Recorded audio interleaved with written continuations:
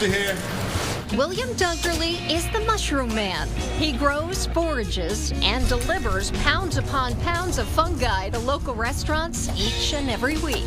I love a lot about mushrooms. I love the diversity of flavors and textures.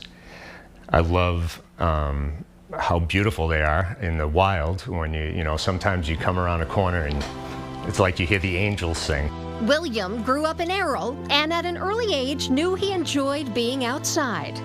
Most of my youth was spent in the woods, hunting, fishing, foraging.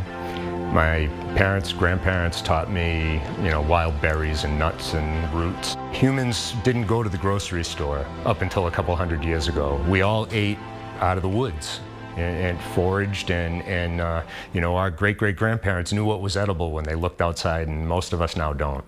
With the help of a mushroom identifier, William began to learn about what was growing in his backyard.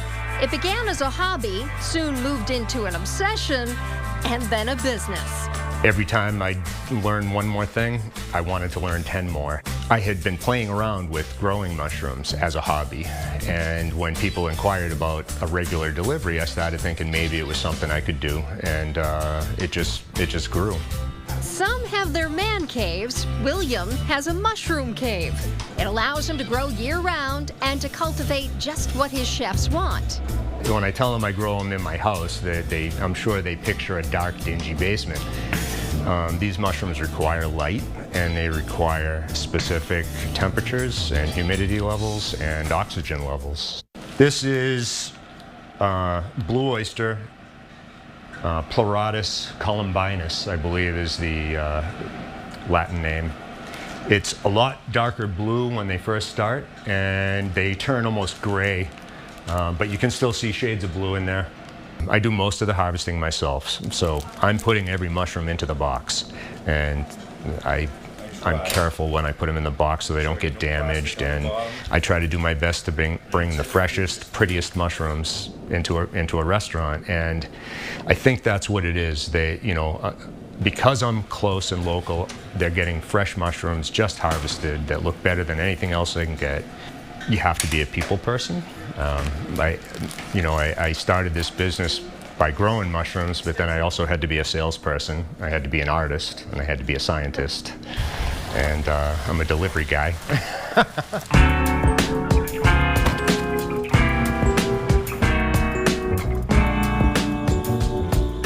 William has more than a dozen restaurants that rely on his mushrooms.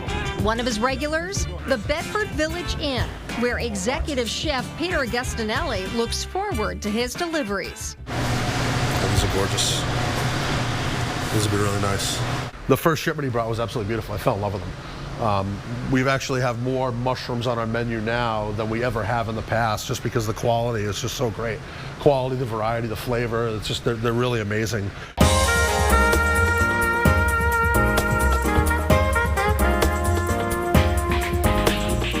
And then with these, the big ones, I just like to tear, because they'll rip right into nice pieces. And you can see how meaty that is. It's almost steak-like. The mushroom toast is one of the restaurant's most popular appetizers, and the star of the plate is Dunk's mushrooms.